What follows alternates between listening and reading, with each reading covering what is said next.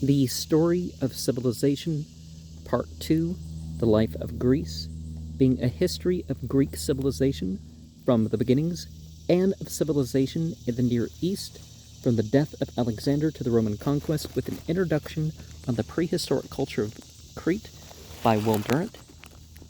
Chapter 14, The Art of Periclean Greece. Section 3, The Masters of Sculpture. Part 1, Methods. None the less, painting remained slightly alien to the Greek genius, which loved form more than color, and made even the painting of the classic age, if we may judge it from hearsay, a statuesque study in line and design rather than a sensuous seizure of the colors of life. The Hellene delighted rather in sculpture.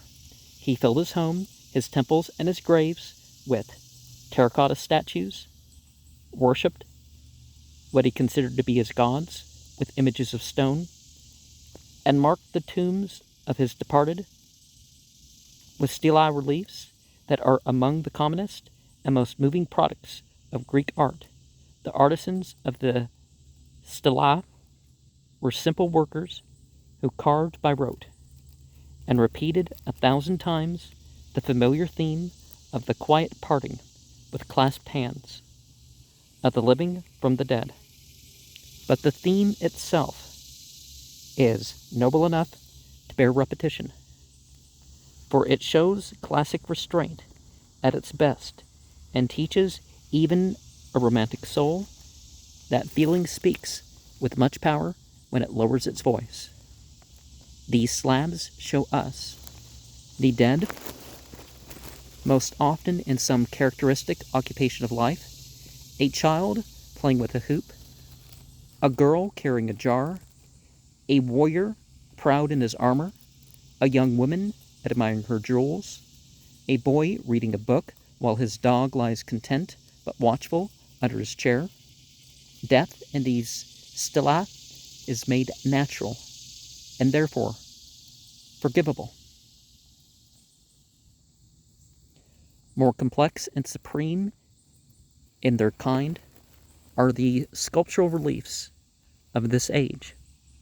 In one of them, Orpheus bids a lingering farewell to Eurydice, whom Hermes has reclaimed for the netherworld. In another, Demeter gives to Triptolemus the golden grain by which he is to establish agriculture in Greece. Here some of the coloring still adheres to the stone, suggesting the warmth and brilliance of Greek relief in the Golden Age. Still more beautiful is the birth of Aphrodite, carved on one side of the Ludovisi throne, a block of marble discovered in Rome in 1887 of the Common Era, when the Villa Ludovisi was torn down. The original is in the Musea della Terme in Rome. There is a good copy in the Metropolitan Museum of Art in New York, by an unknown sculptor and presumably of Ionian training. Two goddesses are raising Aphrodite from the sky. Her thin, wet garment clings to her form and reveals it in all the splendor of maturity. The head is semi-Asiatic, but the drapery of the attendant deities and the soft grace of their pose bear the stamp of the sensitive Greek eye and hand. On another side of the throne, a nude girl plays the double flute. On a third side, a veiled woman prepares her lamp for the evening. Perhaps the face and garments here are ever nearer to perfection than on the central piece. The advance of the 5th century sculptor upon his forebears is impressive. Frontality is abandoned. Foreshortening deepens perspective. Stillness gives place to movement. rigidity to life. Indeed, when Greek statuary breaks through the old conventions and shows man in action, it is an artistic revolution. Rarely before in Egypt or the Near East or in pre-Marathon Greece has any sculpture in the round been caught in action. These developments owe much to the freshened vitality and buoyancy of Greek life after Salamis, and more to the patient study of motile anatomy by master and apprentice through many generations. Is it not by modeling your works on living beings, asks Socrates, sculptor and philosopher, that you make your statues appear alive? And as our different attitudes cause the play of certain muscles of our body, upwards or downwards, so that some are contracted and some stretched, some wrung and some relaxed, is it not by expressing these efforts that you give greater truth and verisimilitude to your works?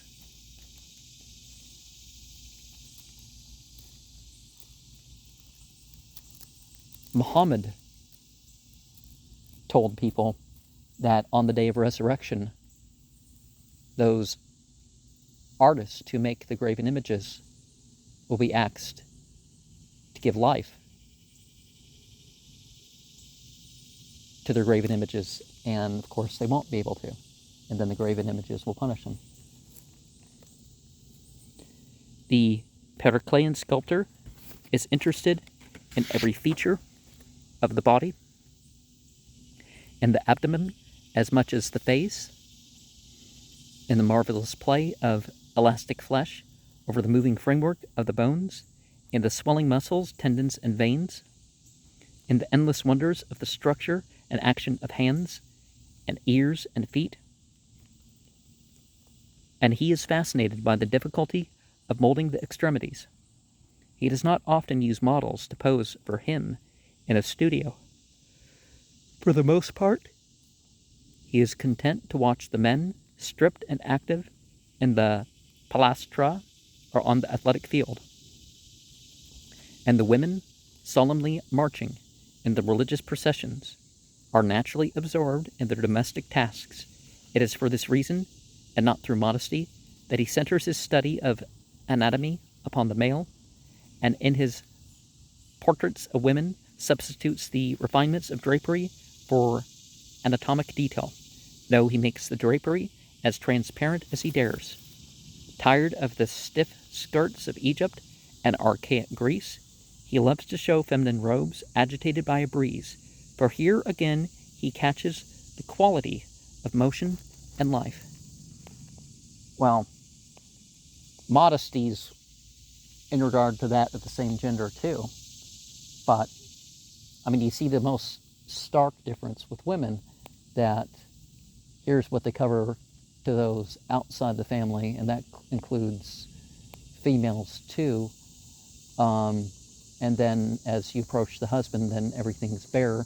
And if it's necessary for a doctor or attendant, then again everything's bare, but not like all the time, only as needed, right? He uses almost any workable material that comes to his hand: wood, ivory, bone, terracotta, limestone, marble, silver, gold, sometimes, as in Chryselephantine statues of Phidias, he uses gold on the raiment and ivory for the flesh. In Peloponnesus, bronze is the sculptor's favorite material, for he admires its dark tints, as well adapted to represent the bodies of men, tanned by nudity under the sun. And not knowing the rapacity of man, he dreams that it is more durable than stone. In Ionia and Attica, he prefers marble. Its difficulty stimulates him. Its firmness lets him chisel it safely. Its translucent smoothness seems designed to convey the rosy color and delicate texture of a woman's skin. Near Athens, the sculptor discovers the marble of Mount Pentelicus and observes how its iron content mellows with time and weather into a vein of gold glowing through the stone. And with the obstinate patience that is half of genius, he slowly carves the quarries into living statuary. When he works in bronze, the 5th century sculptor uses the method of hollow casting by the process of kira perdu, or lost wax, i.e. he makes a model in plaster or clay, overlaps it with a thin coat of wax, i.e. he makes a model, covers it with a mold of plaster or clay, perforated at many points, and places the figure in a furnace whose heat melts the wax, which runs out through the holes, and then he pours molten bronze into the mold at the top till the metal fills all the space before occupied by the wax. He cools the figure, removes the outer mold, and files and polishes. Lacquers or paints, or gilds, removes the outer mold, and files and polishes the bronze into final form. If he prefers marble, he begins with the unshaped block, unaided by any system of pointing, a method of indicating the depth to which, at various points, the block of sculptural material is to be cut by a carver before the artist takes it in hand. The process came into use in Hellenistic Greece. He works freehand, and for the most part, guides himself by the eye instead of by instruments. Blow by blow, he removes the superfluous until the perfection that he has conceived takes shape in the stone, and in Aristotle's phrase, matter becomes form. Places figure when its wax metals runs out. Molten bronze poured in, mold the top, the metal fills spaces. He cools the figure, removes outer mold, files, polished lacquers and paints, bronze into the final form. His subjects range from what are considered to be gods and goddesses to animals. But they must all be physically admirable. He has no use for weaklings, for intellectuals, for abnormal types, or for old women or men. He does well with the horse, but indifferently with other animals. He does better with women, and some of his anonymous masterpieces, like the meditative young lady holding her robe on her breast in the Athens Museum, achieve a quiet loveliness that does not lend itself to words. He is at his best with athletes. For these he admires without stint, and can observe without hindrance. Now and then he exaggerates their prowess, and crosses their abdomens with incredible muscles. But despite this fault, he can cast bronzes like that found in the sea near Antikythera, and alternatively named an Ephebos or Perseus, whose hand once held Medusa's snake-haired head. Sometimes he catches a youth or a girl absorbed in some simple and spontaneous action, like the boy drawing a thorn from his foot. In the Capitoline Museum of Rome, probably a copy of the 5th century Greek original, to mean 5th century BCE, or Common Era. But his country's mythology is still the leading inspiration of his art. That terrible conflict between philosophy and religion, which runs through the thought of the 5th century BCE, does not show yet on the monuments. Here, what are taken as gods are still supreme, and if they are dying, they are nobly transmuted into the poetry of art. While philosophy and religion is a fragment of religion, really. So part of the conflict was they were trying to do philosophy without religion.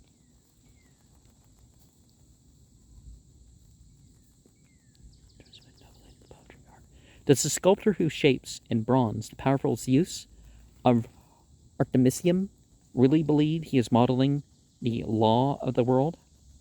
In the Athens Museum, reproduce in the Metropolitan Museum of Art, well, see, a lot of the limitations of what people think of as deity come in with the graven images, and eventually, as the graven images get better quality, then that doesn't make the issue easier. And, more and more people actually prefer art to myth. Well, they prefer art without myth. Does the artist who carves the gentle and sorrowful Dionysus of the Delphi Museum know in the depths of his inarticulate understanding that Dionysus has been shot down by the arrows of philosophy, and that the traditional features of Dionysus' successor, Christ, are already provisioned in this head? And see, Christianity renamed some stuff, but it really didn't bring anything new to the table. You could say, well, its blend was unique. Well, I guess, but the major features, you do find blends that do contain all the major features. Part 2, Schools. If Greek sculpture achieved so much in the 5th century BCE, it was in part because each sculptor belonged to a school and had his place, with a long lineage of masters and pupils carrying on the skills of their art, checking the extravagances of independent individualities, encouraging their specific abilities, disciplining them with a sturdy grounding in the technology and achievements of the past, and forming them through this interplay of talent and law into a greater art than often comes to genius, isolated and unrolled. Great artists are more frequently the culmination of a tradition than its overthrow. Was it, who was it? Was it Isaac Newton that talked about standing on the shoulder of giants? And though rebels are the necessary variants in the natural history of art, it is only when their new line has been steadied with heredity and chastened with time that it generates supreme personalities. 5 schools performed this function in Periclean Greece, those of Rhegium, Sicyon, Argos, Aegina, and Attica. About 496 BCE, another Pythagoras of Samos settled at Rhegium, cast a Philoctetus that won him Mediterranean fame, and put into the faces of his statues such signs of passion, pain, and age as shocked all Greek sculptors, till those of the Hellenistic period decided to imitate him. At Sicyon, Canachus and his brother Aristocles carried on the work begun a century earlier by Dipoenus and Scullius of Creta. Calon and Onatus brought distinction to Aegina by their skill with bronze. Perhaps it was they who made the Aegina pediments. At Argos, Aglatus organized the transmission of sculptural technique in a school that reached its apex in Polykleitos. Coming from Sicyon, Polykleitos made himself popular in Argos by designing for its temple of Hera, about 422 BCE, a gold and ivory statue of what it took as its matron goddess, which the age ranked second only to the chryselephantine immensities of Phidias.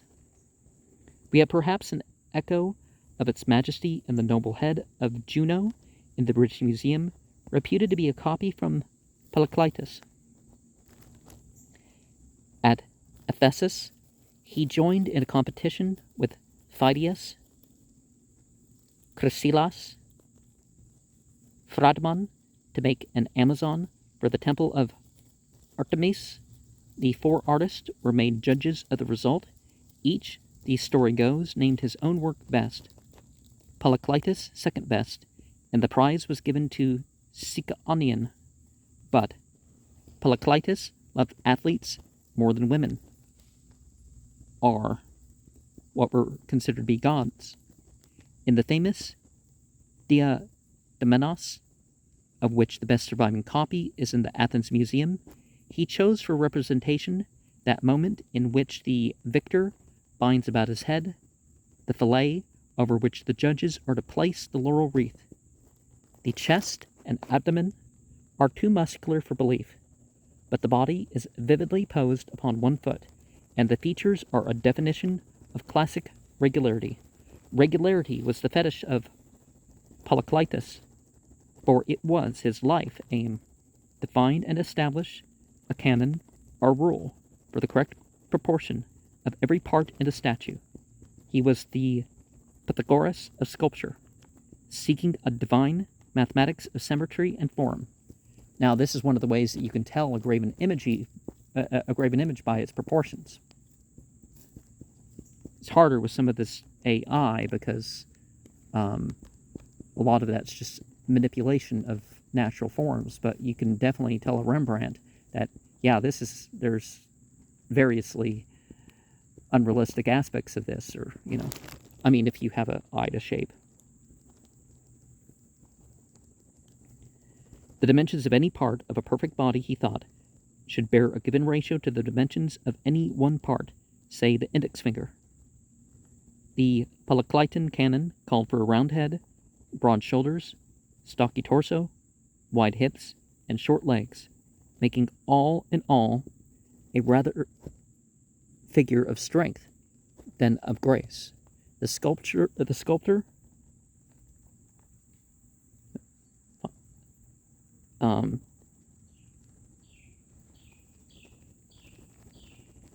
Skyonian, so the prize given to him was a reference to the Amazon that's at the Vatican. I'm not sure if I read that note.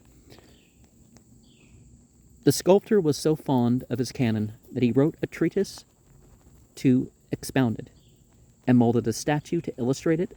Perhaps this was the Dorapharos, or spear-bearer, of which the Naples Museum has a Roman copy.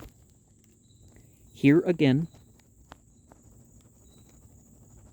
is the brachycephalic head, the powerful shoulders, the short trunk, the corrugated musculature overflowing the groin.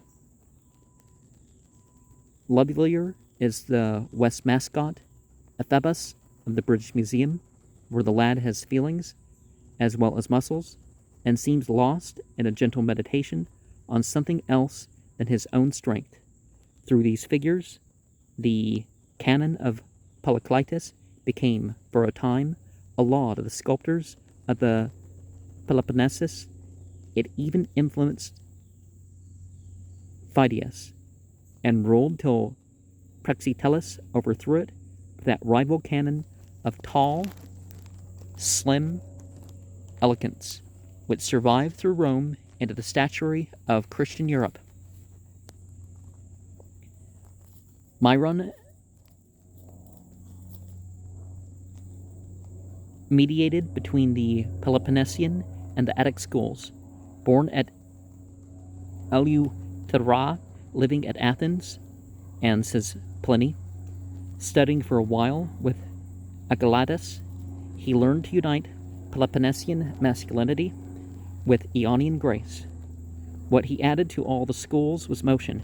He saw the athlete not like Periclean before or after the contest, but in it, and realized his vision so well in bronze that no other sculptor in history has rivaled him in portraying the male body in action. About 470, he cast the most famous of athletic statues, the Discobolus, or discus thrower.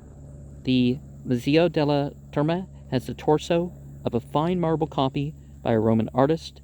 The Munich Antiquarium has a late copy in bronze. The Metropolitan Museum of Art has a copy uniting the Vatican torso with a head from the Palazzo Lancelotti. The wonder of the male frame is here complete. The body carefully studied, in all those movements of muscle, tendon, and bone that are involved in the action, the legs and arms and trunk bent to give the fullest force to the throw, the face is not distorted with effort, but calm in the confidence of ability, the head not heavy or brutal, but that of a man of blood and refinement, who could write books if he would condescend. The chief d'oeuvre was only one of Myron's achievements, and his contemporaries valued it, but ranked even more highly his Athena and Marsyas, and his Latus. There's a good copy of the Lateran copy in the Metropolitan Museum of Art. The Marsyas, okay. Athena here is too lovely for the purpose. No one could guess that this demure virgin is watching with calm content the flaying of the defeated flutist. Mavron's Marsyas is George Bernard Shaw, caught in an unseemly but eloquent pose. He has played for the last time and is about to die, but he will not die without a speech. Latus was an athlete who succumbed to the exhaustion of victory. Myron portrayed him so realistically that an old Greek, seeing the statue, cried out, "Like as thou wert in life, O Latus, breathing forth thy panting soul, such hath Myron wrought thee in bronze, stamping on all thy body thine eagerness for the victor's crown." And of Myron's heifer, the Greeks said that it could do everything but moo.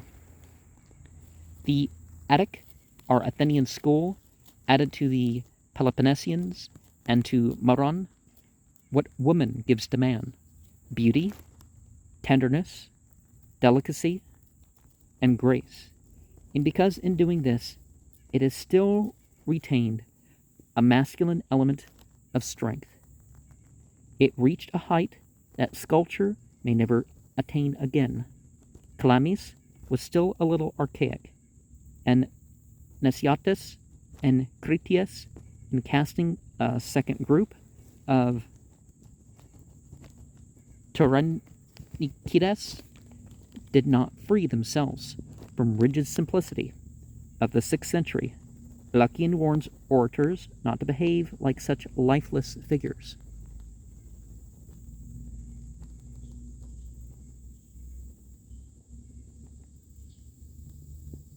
But when in 423 BCE, Paconius of Thracian Menda, after studying sculpture at Athens, made for the Messenians a Nika, or victory. He touched the heights of grace and loveliness that no Greek would reach again until Praxiteles, and not even Praxiteles would surpass the flow of this drapery, or the ecstasy of this motion. The Nike was pieced together from fragments unearthed by the Germans at Olympia in 1890, and is now in the Olympia Museum. Almost as beautiful are the Nereids, or sea maidens, which were found headless among the ruins of a monument in Lucian Xanthus, and are now in the British Museum. The Greek spirit had penetrated even into non-Greek Asia. Isn't there a Rammstein song about you don't care about the face?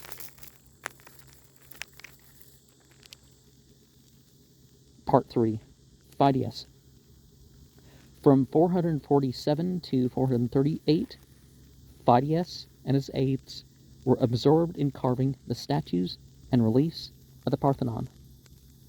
Well, I mean, I'm sure the faces were there originally, but as Plato was first a dramatist and then became a dramatic philosopher, so Phidias was first a painter and then became a pictorial sculptor. He was the son of a painter and studied for a while under Polygnotus. From him, presumably, he learned design and composition and the grouping of figures for a total effect. From him, it may be, he acquired that grand style which made him the greatest sculptor in Greece. But painting did not satisfy him. He needed more dimensions. He took up sculpture and perhaps studied the bronze technique of Agelatus. Patiently, he made himself master of every branch of his art. He was already an old man when about 438 he formed his Athene Parthenos, where he depicted himself on its shield as aged and bald, and not unacquainted with grief. No one expected him to carve with his own hands the hundreds of figures that filled the metopes, frieze, and pediments of the Parthenon. It was enough that he superintended all Periclean building and designed the sculptural ornament. He left it to his pupils, above all to Alcamenus, to execute the plans. He himself, however, made 3 statues of the city's goddess for the Acropolis. One was commissioned by the Athenian colonists in Lemnos. It was of bronze, a little larger than life, and so delicately molded that Greek critics considered this Lemnian Athena the most beautiful of Phidias's works. And there's no authentic copy remaining that they know of. And if there's an update to any of the information in this book, comment. Try to mention a source if that's possible. Another was the Athena Promachus, a colossal bronze representation of what they took as a goddess, as the warlike defender of her city. It stood between the Prapelaa and the Erechtheum, rose with its pedestal to a height of 70 feet, and served as a beacon to mariners and a warning to enemies. The most famous of the 3, the Athena Parthenos, stood 38 feet high in the interior of the Parthenon as the virgin goddess of wisdom and chastity. For this culminating figure, Phidias wished to use marble, but the people would have nothing less than ivory or gold. The artist used ivory for the visible body, and 44 talents, about 2,545 pounds, of gold for the robe. Furthermore, he adorned it with precious metals and elaborate reliefs on the helmet, the sandals, and the shield. It was so placed that on Athena's feast day, the sun would shine through the great doors of the temple directly upon the brilliant drapery and pallid face of the Virgin. If we may judge from Lenormant and Vervaca models of the statue that are preserved in the Athens Museum, we should not have cared much for the Athena Parthenos. The first has a stout frame and a swollen face, and the breast of the second is crawling with sacred snakes. And the beacon carried off to Constantinople about 330 and appears to have been destroyed in a riot there in 1203 of the Common Era, 330 AD. The completion of the work brought no happiness to Phidias, for some of the gold and ivory assigned to him for the statue disappeared from his studio and could not be accounted for. The foes of Pericles did not overlook this opportunity. They charged Phidias with theft and convicted him, but the people of Olympia interceded for him and paid his bail of 40 talents on condition that he come to Olympia and make a Chrysantine statue for the temple of Zeus.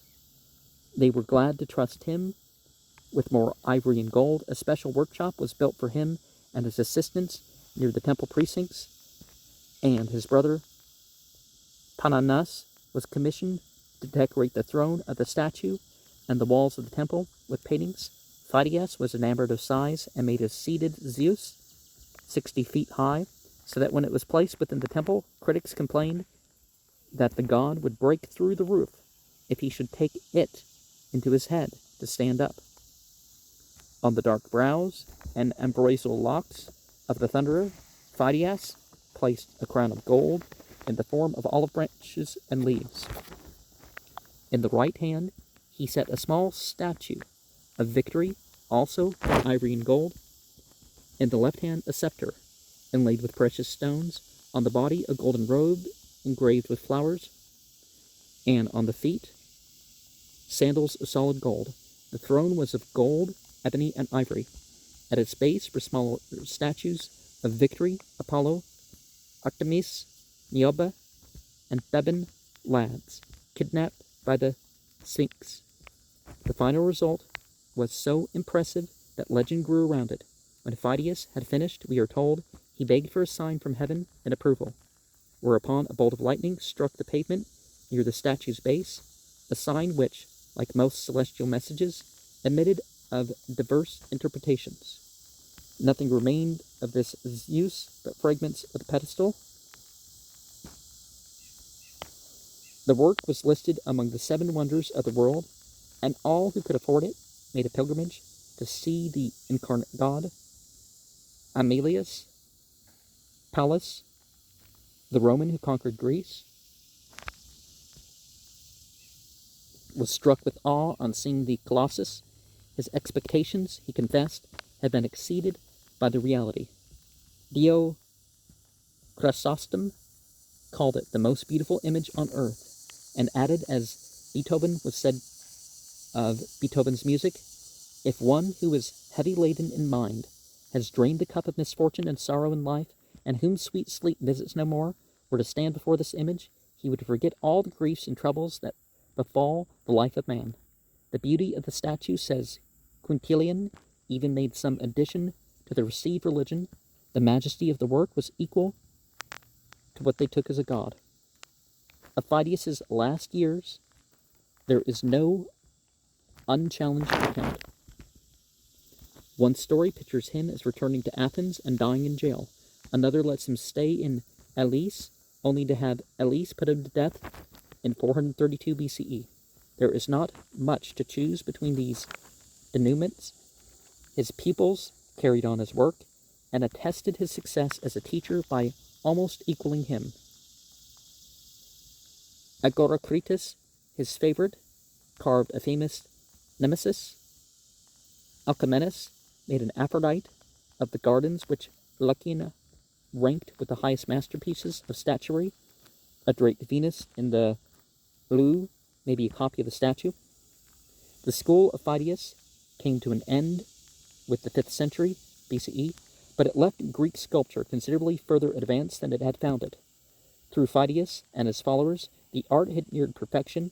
At the very moment when the Peloponnesian War began the ruin of Athens, technique had been mastered, anatomy was understood, life and movement and grace had been poured into bronze and stone, but the characteristic achievements of Phidias was the attainment and definitive expression of the classic style, the grand style of Winckelmann, strength reconciled with beauty, feeling with restraint, motion with repose, flesh and bone with mind and soul. Here, after 5 centuries of effort, the feigned serenity so imaginatively ascribed to the Greeks was at least conceived, and the passionate and turbulent Athenians, contemplating the figures of Phidias, might see how nearly, if only in creative sculpture, men for a moment had been like gods. And one of the things we saw in reference to the temple a couple pages back, we have archaeoastronomy. A huge part of why they align things to particular alignments with the sun, moon, planets, stars, that sort of thing, was symbolic. You know, the symbolism blended into their worship. Another aspect of that was the effect of it all. Imagine here's this thing that happens once a year, or once every so many years, you see this light shine all the way down the thing of Venus or the sun or something.